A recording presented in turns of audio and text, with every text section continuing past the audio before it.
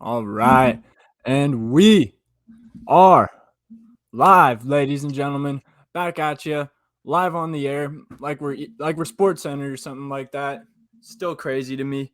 It is the day before UFC 288, Cejudo versus Sterling for all the marbles in the 135-pound bantamweight division. Talk to me, Dimes. How are we feeling on this beautiful Friday? Good, man. Beautiful day. Happy Cinco de Mayo, all my people in my home country, Mexico. Appreciate y'all. Take a shot for y'all tonight. But man, super excited. I think the more like the weeks gone on, it's like for like Aljo not being really known as like a guy who sells fights, and Henry not being known as a guy like the reason why he left because he wasn't getting paid because he doesn't sell fights. Like it's kind of been selling, bro. Like the more like the drama's building, like the embeddeds are being cool, like there's some weird shit going on. Like, yeah, it might Mm-hmm. be cringe, but I mean it's petty and cringy and weird, but like I'm It excited, works. bro. I mean, I think I'm more excited for this one now than I was probably Monday, Tuesday. Me Which too, by usually a doesn't happen. mile. Usually I'm super hyped like all the big pay-per-views, but like this one I was just yeah, I wanted to see it, but like I was like to get to the fight, but I really enjoyed the like tune up, the build up to this fight for real. 100%. Their little run-ins all week, and they're both doing a good job. Yeah, Henry's been being pretty disrespectful, honestly, in his yeah, yeah, yeah. one-on-one sit-down interviews and the media days. He's not really given any of the bantamweight division the respect that a lot of people think that it definitely deserves. So he's gonna have to answer to those words come about 24 hours from now. Let's He go. is. I don't think He we've is. ever done a preview show this close to the actual event. No. Got Kind of feels like an unfair all the lines locked in. We're ready to rock, baby. Let's get into it. You ready to get into feels my like an picks? Your unfair picks? advantage. Ready to get into some picks? I am, of course. We are gonna start it off with Phil Haas versus. I ain't gonna lie to you. There's some names on this card, man. Phil Haas versus Ikram Aliskerov. Yeah. Ikram making his UFC debut, coming in at minus 180. Phil Haas plus 165. Anything here in this fight that interests you? I mean, it's pretty interesting. The line is pretty interesting because usually when somebody's making their UFC debut against a guy that's pretty established in the division, not like Phil Hawes is a top contender or anything like that, but he's been around. He's respectable for sure. So to have somebody be a pretty solid, not a huge favorite, but a pretty solid one, that means that Vegas knows something about Yeah, old definitely, Ikram over here. And his definitely. only loss is to someone that's pretty well known, Hamzat Chimaev. Hamzat knocked him out cold with an Definitely adds uppercut. to the resume for sure. It's a good Yeah, loss. very about as good of a loss as you could possibly have. Yeah. I think I'm going with Ikram on this one. I'm not Okay. super. Is that a bet or is that a pick? We got to clarify this for the viewers here. Yeah, it's a pick. I'm not betting on Ikram. I'm just Okay. gonna might throw him in a couple parlays, but not gonna bet anything big on him. I do as well. I think Ikram wins. Ikram wins, not a bet. I do have my first official bet of the card for this fight. I am going to be betting over 1.5 at minus 125 for one Mm, unit. So I wanted to get into the units for our listeners. So a unit is your standard bankroll bet. So if your standard bet is $100, that's one unit. So if you're betting 2 units, 200, half a unit, $50. I mean, your unit could be 500. So just yeah, want to throw that out there while when I say all these bets and say unit sizes. I like that. I like that. Good to clarify for the listeners out here. The betting community is a growing one, but a lot of people, don't know all the terminology yet. Yes, sir. So But Phil yeah, Haas versus Ikram Aliskerov over 1.5 minus 125 for one unit. Lock that in for me. Our next fight, Kennedy. You gotta start saying some names, bro. I'm not gonna look stupid here the whole show. I We can got take turns on the names. We've got oh man, this is the only hard one left. We got Kennedy. Everyone knows who he is. Kennedy Inchek Kuku. That's so wrong, but I'm sorry, Kennedy. We'll just say Kennedy versus Devin Clark. I'm excited for this fight though. Yeah, It's no, a it's a good fight. very good two solid fighters, two strong athletes. I'm gonna go with Kennedy. Pretty boring going with another favorite, and I think I might lay half a unit on Kennedy money line. Okay, minus 190. Devin Clark plus 160. I don't have a bet here. I don't like bet nothing minus one, or he's at minus 175 now. So yeah, I don't have a bet here. I don't like him that much to lay 175. So I'm gonna stay away. But if I did have to pick a winner, I'm picking Kennedy on this one. like it. I like it. And the next fight, this one, the main event of the prelims. This is my non Burns and Aljo. This is my favorite fight on the card. I was gonna say, yeah, it's probably my third favorite right here. Yeah.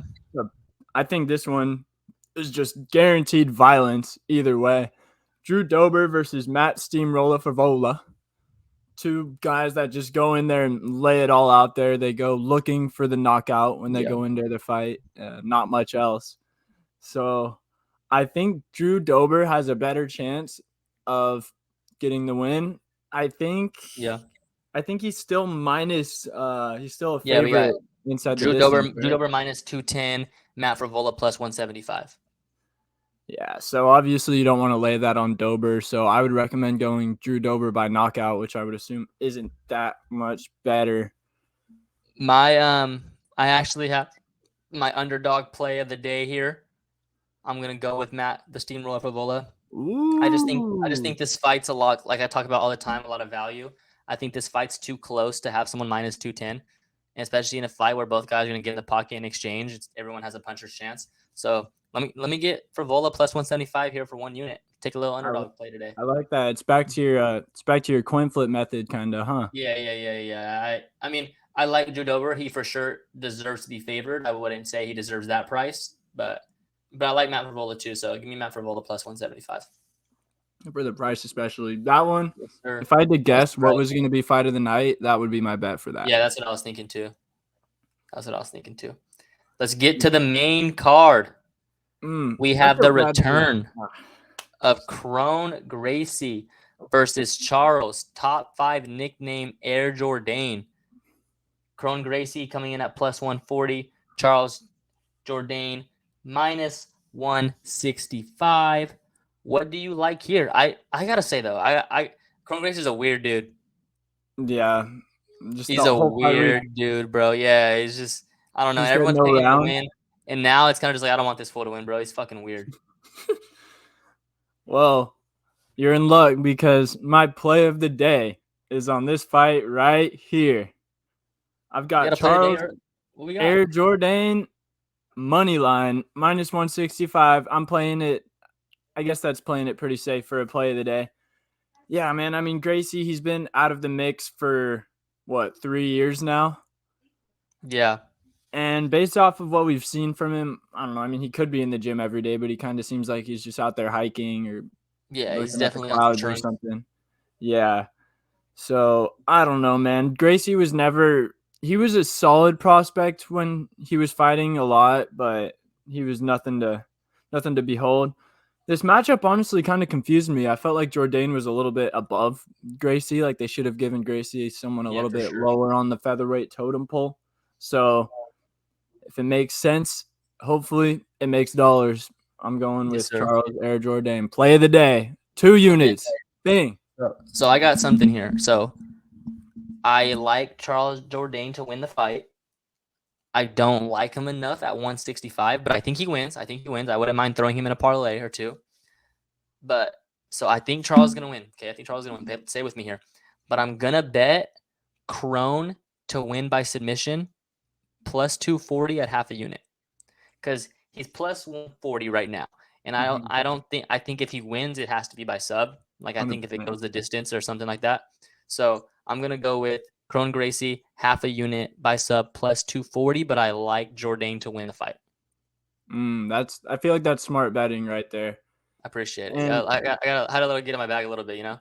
There's definitely potential for a Gracie sub because Air Jordan, as his nickname says, he usually tries some crazy stuff in the fight, you know, flying knees, flying kicks, Superman punches, stuff off the cage. And if you try something like that against a submission artist, it's very possible that they could catch you in a little situation that you don't want to find yourself in. Yeah, definitely. Yeah, Jordan play the day, but a submission artist is always scary. I like it. Our next fight, continuing in the featherweight division, Movsar Evloev versus Diego Lopes. Diego Lopes coming on 3-4 day notice? Yeah, because my guy Thug Nasty had to pull out. That's what I was gonna ask you. Like, so what? Like, he's got to get off the farm shit, bro. Right? You think that's how he hurt his back? I mean, I just think that helps. Like, I don't know, bro. Like, I don't know, but I just think like, is fighting his sole focus, and is that what he wants to do? That's what I've kind of been contemplating with too, because no, he's a full-time farmer. Who's he train with out there? Like, is there a gym? There's a gym in Arkansas. Yeah, I don't remember the name of it, but TJ Brown trains there too. So he's But I not the just feel like only whenever I UFC guy. watch him on Embeddeds and like this week and then like the previous like times he's been on pay-per-views, like it's never him in the gym. It's always on the farm. And Yeah, I and he get it, does like have. I'm sure like that's on purpose. Like Embedded wants to see him on the farm, but like it's just like you gotta be committed to this shit, bro. Same thing we said with Patty. Like you can't just be getting fat when you're off. Like you gotta be Yeah, committed to this shit. I think Bryce's situation's better than Patty's though, because he still trains all the time. Like not as much maybe as other fighters, but I think he Yeah. consistently trains, and it's not like he's sitting around getting fat like Patty. He's out there working on a farm. Yeah. I think that's kind of how he hurt his back. Did you hear what he said about his injury? No. So he said that he's had a back issue for a little while now, and Mhm. it'll just tighten up on him out of nowhere, and he won't really be able to move much at all. And it happened to him this week. It kind of flared up, so he's gonna have to take a break from the farm too. Probably, I don't know how that's gonna work. How's he gonna eat? So I don't know. Hopefully, Doug Nasty can find somebody to run his farm for him while his back recovers. He can make a speedy recovery, get a performance of the night bonus in his next Yeah, he's fight. gonna need that when he comes back. But This was anyway, such a good opportunity for him too, yeah, it man. was a good. It was a really good. I was excited to see him back. Kind of made the card a little more entertaining. But anyway, shout out Diego Lopes. Thank you for coming in. Diego Lopes coming in at plus 600. Movsar Evilov at minus 900. I don't really think there's a bet here. I am gonna bet something though. You know me. I'm gonna bet half a unit on plus 600 because if I see plus 600, I'm gonna bet it. So half a unit on There you plus go. 600. Diego I Lopes. was I was gonna say Evil by submission isn't a bad move either. I think that's what's gonna happen. Yeah. He's probably gonna mess around on the feet for a little bit, and then either or club and sub, or he's just gonna shoot for a takedown, get to the back, get somewhere where he can get him out of there, and have a pretty quick night. Yeah. Unfortunately, I like it. I and like it. this next fight, I got a dog of the day on this one. I'm not gonna lie. Okay, we got Jessica Andrade minus 175, Jan Ixonan plus 150. So you got Jan here. I do. Okay. I think Andrade, she's a brawler, obviously. We saw it in the Blanchfield fight and all of her fights. She just likes to walk forward, try to get you out of there. And Jan, she's fast and technical. So that's usually a pretty good combo when you're going against a brawler. I usually like to side with the technicality person. You know, we love technicality out here on Outside the Cage. Facts. So, yeah, man, give me Jan. And if you want to juice it up a little bit more, get a little more bang for your buck, Jan by decision. I think this one, People if at it home. gets finished, People at home. If you like her plus 160, just take her plus 160. Because if you take her by decision and she knocks her out, you're gonna be pissed because you picked the winner. You picked the underdog. You're hyped, but she fucking knocked her out and not by decision. So just take the plus 160 and call it a day. Don't be greedy. that's some true shit. Can't lie. So I got Andrade winning the fight, and I also have two bets here. I think Andrade gets the finish inside the distance. So I'm gonna bet Andrade by sub plus 500 and Andrade by KO plus 225 at half a unit each. I just think, like you said, I agree. I think Jan's more technical, but I think Andrade is just her power and physicality is just gonna be too much for her. So I think Andrade's best way to win is to get it over with early. I think the longer it goes and the more you get into deep waters and it gets more technical, I think Jan wins. So I think Andrade finishes her probably second round. And then I don't know, maybe I'm hoping it's sub, obviously for the plus 500, but definitely see a knockout. But I like Andrade here to win the fight. Yeah, dude, it's scary because Andrade is definitely the more established fighter. She's the favorite for a reason. But hey, dog of the day, gotta stick with it. Come on, Jan. Yes, sir. I mess with it. Let's get to it, man. These next two are main event of themselves. The co-main event of the evening. Go ahead. Finish it off. Man, the co-main event of the evening, stepping in to save the card, honestly, because no one was going to be looking forward to this card if it wasn't for these two guys hopping in on extremely short notice. Gilbert Burns versus Bilal Muhammad. title eliminator in the welterweight division. More than deserved for both of these guys. Not a lot of talk, maybe a little, but this one is just all business with both of these guys. Here to fight. I saw Bilal was going at the New Jersey crowd a little bit, saying, Why are they so pro Gilbert? Like, what's the deal there? I don't know. They might just be anti-Bilal. Yeah, I feel it.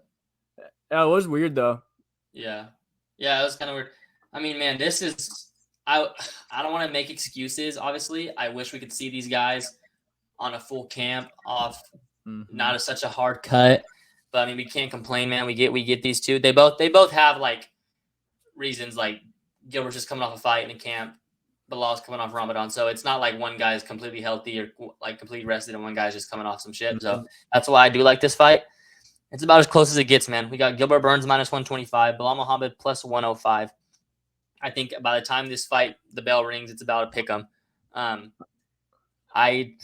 If like I said, all the outside factors, if it was an even fight and it was matched up and everyone had 6 months rest and a full camp and no injuries, I don't know who I would favor. So that being said, like with all this outside stuff, with Bilal just coming off Ramadan, and then also like I think that Masvidal fight and Burns coming off that, like I just look at that fight as just a fucking sparring session, bro. So I just think like so I just think like Gilbert's kind of had a full camp and like he just didn't really. I mean, I don't know if he stopped. I'm sure he trains every day. Maybe he took a couple of days off, a week off after the fight, but I feel like he's had sparring sessions harder than that, dude. So I just think that he's more locked in. He didn't have time to gain all that weight like Bilal did. Bilal had Ramadan. So I just see Gilbert Burns with that price, the run he's on, the people he's beat. And I got to go Gilbert here. So I'm going to bet Gilbert minus 125. That's going to be, I'm going to go for 1.5 units there. So I'm going to get a little risky here. I'm going to bet that 1.5 units. I like Gilbert a lot. And then also I'm going to bet an alternate over on the rounds. I'm going to go over 3.5 rounds minus 200. I like that. It's kind of a steep price, but I agree. I never lay juice, but I like it. So, and then, yeah, I mean, the 5-round factor too. Like, how's Bilal going to do 5 rounds coming off that? Like, I mean, I don't know. I just think that it's so evenly close that when it's this close, you have to look for things like this, and that matters. So I'm going to have to go. I got to go Gilbert. Yeah, you already kind of answered the question that I was planning on asking you. I was going to ask if you thought it was a bigger advantage for Gilbert coming off of a fight and kind of just having an extended camp. I don't think it feels like a brawl, obviously not, but the way it went, like he was fucking sparring. Literally, dude, I was thinking the same thing. He's probably had sparring sessions and just training sessions that were harder than that fight. Yeah. Because he was in control the whole entire time. But Bilal, one of his number one weapons is also his cardio. Yeah. And I don't want to assume things, but I don't think that cardio is going to be as good not off of a full camp and right after Ramadan, right? Yeah, I mean, yeah. So knowing what we know, not obviously we can't play what if, but like knowing what we know, the longer the fight goes Saturday, you would say favors Gilbert. I'd agree.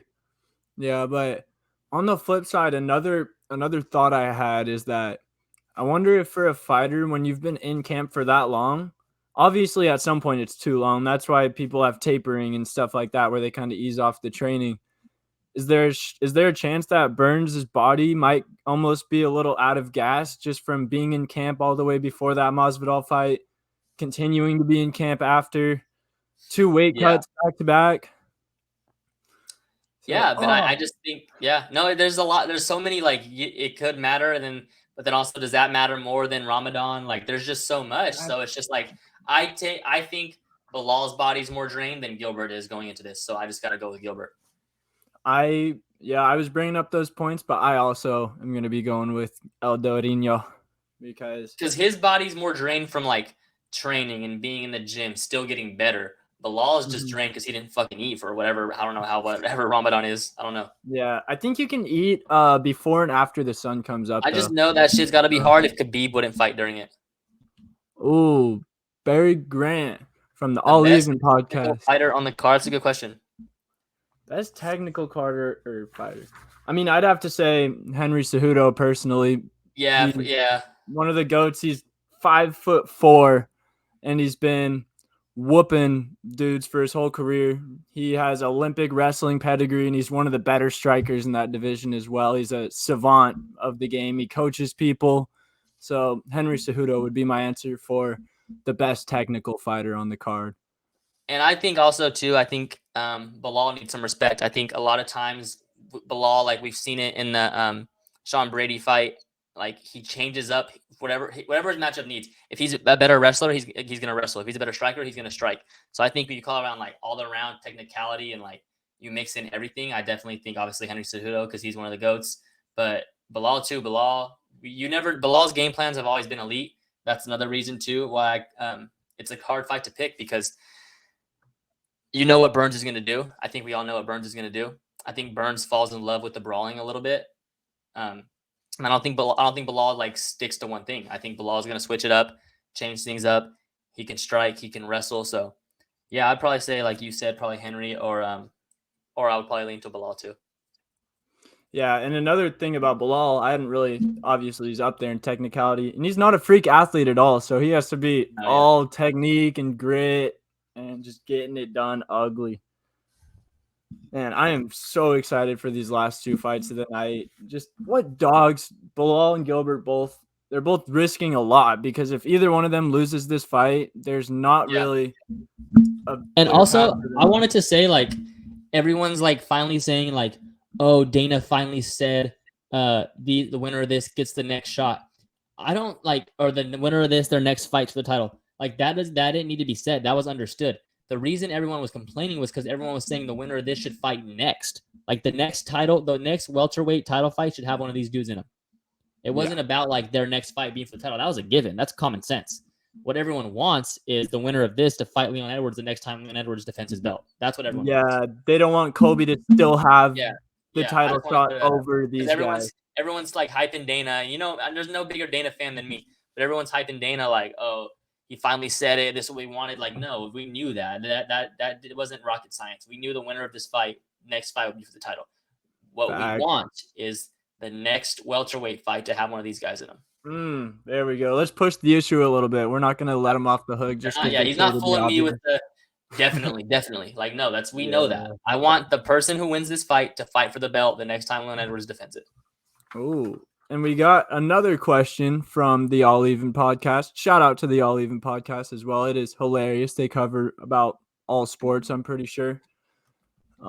Any fight have quick knockout capability? I would say early on, 100% Braxton Smith and Parker Porter, two massive heavyweights. They both got big old bellies, and they get in there to knock people out, and they don't want to spend more than 5 minutes. They're trying to get their paycheck and bounce. And then the other one, the obvious one that everybody's been hyping it up. You wanna take that one away, Dimes? Yeah, Drew Dober, Matt Frevola. I think that one ends inside the first round either way. So you can just probably take the under, but like in fights like that, like I kind of stated earlier why I like Frevola because I think both those dudes are gonna get in the pocket and exchange. So I think that one ends quick, probably under. I think that shit ends under 4 minutes, bro. I just don't see those dudes like just the way those dudes fight. They're super gassed up, super juiced. You see what Drew Dober did to Bobby Green last time he was out. Frevola back-to-back knockout wins, so I think that one ends inside the first round for sure. Yeah.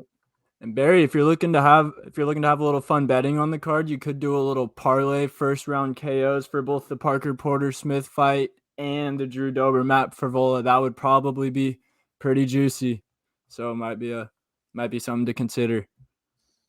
Let's get into it. Take it away, brother. Oh, we're moving on to the main event. Let's do to figure it all out in our favorite division in the world. Finally get some clarity. How long have we been talking about this? Probably since like episode since the Sugar 20. Fight in October. Jeez, bro. It is finally that was the last defense, right? Versus TJ? Yeah. That's October. Let me see. I have the poster right here. October 22nd. It's like I think that's 7 months. So I guess we can't hate on Aljo too bad for that. 7 months it's a little below average, I would say, for retaining or defending your title, but it's respectable. Quicker than Schlom. So we got Aljamain Sterling plus 100, Henry Cejudo minus 120. The lines, it's about as close as you can get. I've seen Aljo minus 110. I've seen Henry minus 120. Let's just call it even money. Let's call it what it is. It's even money. These two are it's happening. You know, when it's kind of like the John Jones, not so much, but like, is Henry really coming back? Like, no, he's here. And I think all the talk this week, I've loved it from Henry. I've loved it from Aljo. I think both guys, like, usually, you know, like, kind of like when guys are talking in the press conference and media, like, he doesn't really believe that shit. But I think both these guys really do believe like they're gonna fucking win inside the distance. I really do believe that. Like they don't. I truly believe them when they say that they think they're gonna win. Yeah, when Henry's talking, he's so cocky and it's pretty annoying, but you can see that he actually believes it, and it's because he's been working really hard his whole life. It's not just like stupid confidence. He's a student of the game. Yeah, man, he's a student and a teacher. Yeah. So who do you think? So who's a better striker here? I think Henry for sure is a better striker. Okay. I mean, so Henry's a better striker. Henry's a better wrestler, but Aljo's a better MMA wrestler. Is that kind of what? That's kind of what I'm leaning towards. But I don't know, because I mean, he hasn't done Olympic wrestling since he was 18 years old. So, well, because like my thing is like, if someone asked me who's a better mixed martial artist, I would say Henry. Mm-hmm. And Henry's an Olympic gold medalist, so then you're going to tell me he's not better wrestler, MMA wrestler than Aljo? Exactly. So, bro, I don't know. I've got to say, though, Merab has to be so huge in the camp for this fight. Like, could you think of a better person to prepare for Henry Cejudo than Merab? That's probably who I would like pick. Like, if they weren't a team and I didn't like, I would just be like, who in the top 10 would you pick? I would probably pick Merab. There's no one in the world other than Merab that I'd pick. Maybe Volk, but I don't know. Henry's not that big. I mean, yeah. But Merab is an elite training partner. So Henry's been getting hard reps in against somebody, I would say, that's in the same tier as Henry for wrestling, because Merab is an elite wrestler as well. Well, he's fucking #1 contender in the world, bro. Like, you know? Yeah. Sheesh, man. And then this fight's really going to open up the gates. We're going to know what's going to happen after this fight. They've both called out Sugar, though, bro. So we know Sugar's next. Yeah. That's the thing. That's the thing I've took away from this week. They both called out Sugar. Sugar's next. It's funny, too, because it's just a matter of when. Both of these guys have been saying that they do not want to stay down at 135, but they're willing to almost kill themselves one more time, cut down to that weight. Sugar's big money. Yeah, exactly. And they all hate on him, but they're willing to kill themselves almost with the weight cut just to get the chance to be in the presence of Sugar Sean. Facts. So that's pretty cool. Facts. All right, enough beating around the bush. Do you got to play for me here? All right. So first I'll say what I think the methods to victory would be for both guys. I think that Cejudo, he just kind of wants to get in that boxing range with Aljo and just, you know, pop, pop, pop, pop, move in, move out. I don't think he's really going to mess around initiating grappling, because you don't want to be in scrambles with Aljo. Yeah. I know Henry's an elite scrambler as well, but that's Aljo's bag, and that's what he's been finishing people with for the last 5 years in the UFC, in the toughest division. So, yeah, Henry's going to want to keep it on the feet, strike, and I think probably win by decision would be Henry's way. Just kind of never let Aljo get going. And Aljo, same as every other fight, he wants to get on the back and submit you. Yeah. So you didn't give me an answer. I'm going with Henry Cejudo. I've been going back and forth a lot. I don't even think I want Henry to win, but I think he's going to. Okay.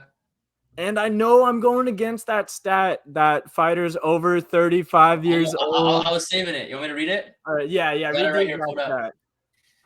The record of UFC fighters over 35 years old between the 125 and 175 division in title fights is 2-28. Now, everyone's going to say, what about GSP? That was at 185. So the only two wins belong to Tyron Woodley. And they were against who'd he beat? Henry Cejudo's 36. Cejudo was 33 the last time he fought, and that was in 2020. I hate that. I hate betting on guys like that. But yeah. I just think he's like I don't know, dude. I mean, he's kind of on that John level. He just not in the same way, but Yeah. So if you've been paying attention to listen to what I'm saying, these whole picks, I haven't had a play of the day yet. So my play of the day is Aljamain Sterling minus 105. I think what I just told you guys, I think it's too close to not follow that stat. And that's not the sole reason. I think that they're very similar. So like when they're very similar, the skills kind of match up. Give me the younger guy. Give me the guy who's fresh. Give me the guy who's been doing this, not taking 3 years off. Like I'm just gonna take my chances on the younger guy. That's what it is. I don't have a reason. I don't have a scout for you. I just think that they're so evenly matched that I just have to favor the guy who's been doing it for the last 3 years, while one guy's been coaching and doing YouTube videos. Facts, and eating a lot. That's just what it is. So that's my play of the day. Aljamain Sterling minus 105 and then we want the Sugar fight. Lock in. Let's go. And I think you taught me a little betting lesson right there. I took something from that, because in a fight where you really can't find an edge between the two guys, and then you see something like that, that's an edge right there. Yeah. That's that. So may as well go with the guy that you can find an edge for. Yes. So I'm going to read my bets here. I got Phil Haas over 1.5 rounds, minus 125 for 1 unit. Matt Frevola plus 175 for 1 unit. Cron Gracie by sub plus 240, half unit. Diego Lopes plus 600, half a unit. Jessica Andrade by KO plus 225, half a unit. Jessica Andrade by sub plus 500, half a unit. Gilbert Burns minus 125, 1 unit. Aljamain Sterling minus 105 for 2 units. My play of the day is Aljamain Sterling. My dog of the day is Matt Frevola. And I got my parlay juiced up when you're ready, brother. Oh boy, I'm looking for a pen right now, because if y'all tuned into last week's episode, we're gonna start keeping stats. So we got to make sure that we're getting this dialed in right now. Play of the day, Aljo. Dog of the day was Frevola.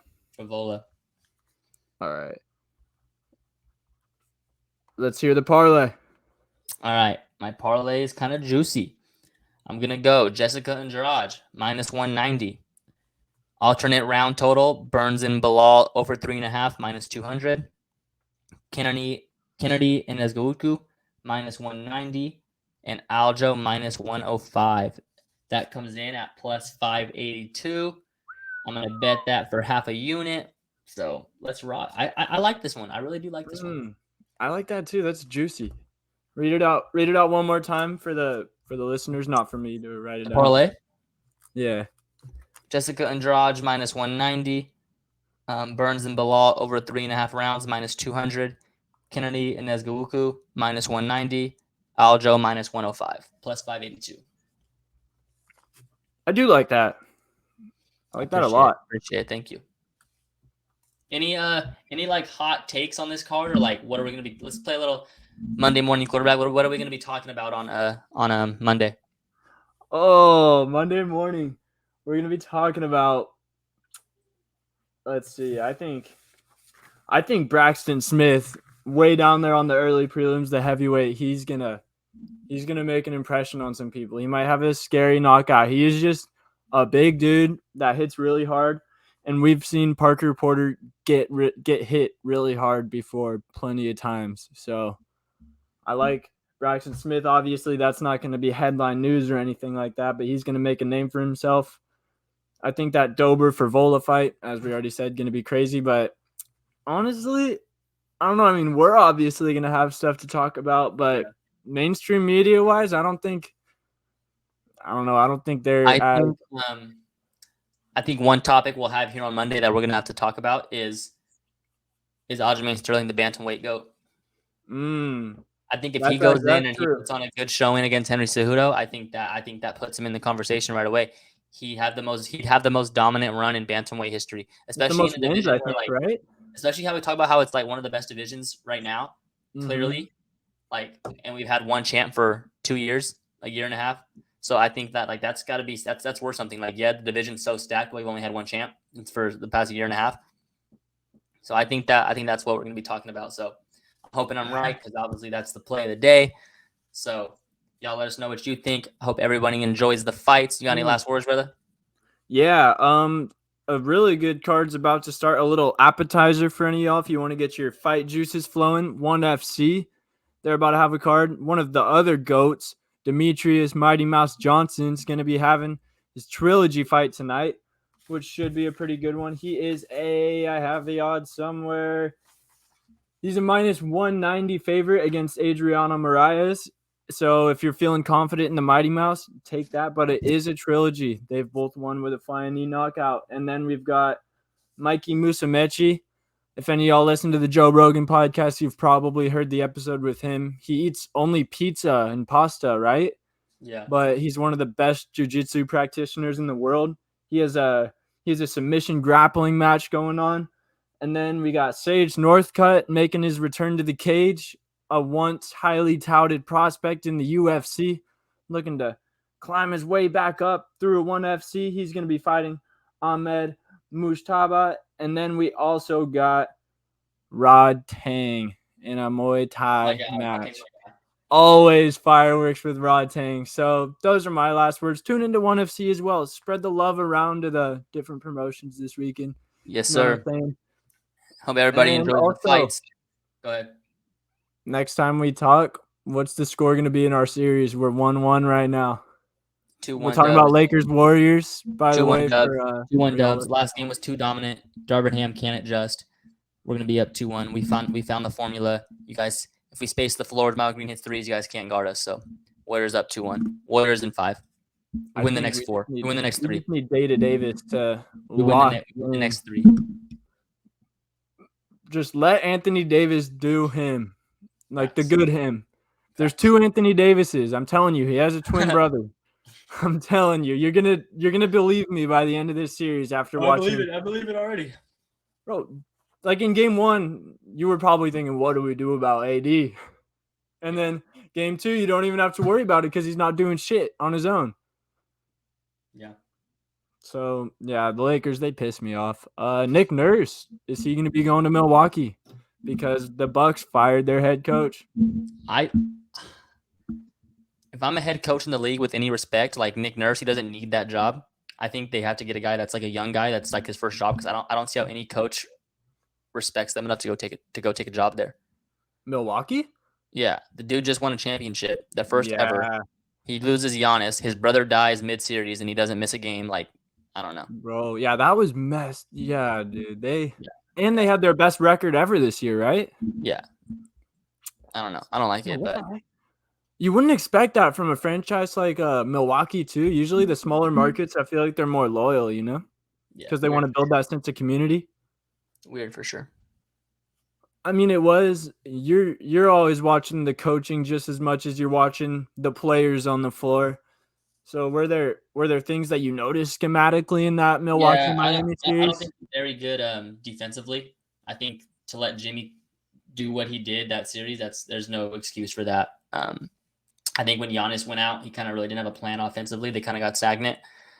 But I mean, anyone would with the superstar of the league. So, but yeah, I just think more so defensively. I don't think he makes enough adjustments defensively to like put them in positions to win if they don't outscore somebody. So like prime example, Giannis goes out, you can't score as easily, so then you got to guard, and I just don't think I think that was the reason why. I think his defensive schemes weren't up to par with someone like Spoelstra or someone like Steve Kerr. You know, expose him. Yeah, I'm liking my Miami Heat out of the East pick. Right that's crazy pick, but that's a crazy pick, by the way. Wasn't that nuts? Yeah, that's crazy. I mean, I could have already cashed out, honestly, if we had placed those bets. If I had a future on the Heat, I probably would have had a little cash out value after they beat Milwaukee. Yeah, facts. But you got any parting thoughts? I'll steal your term. No, sir. Let's lock in. Everybody enjoy the fights. Stay safe.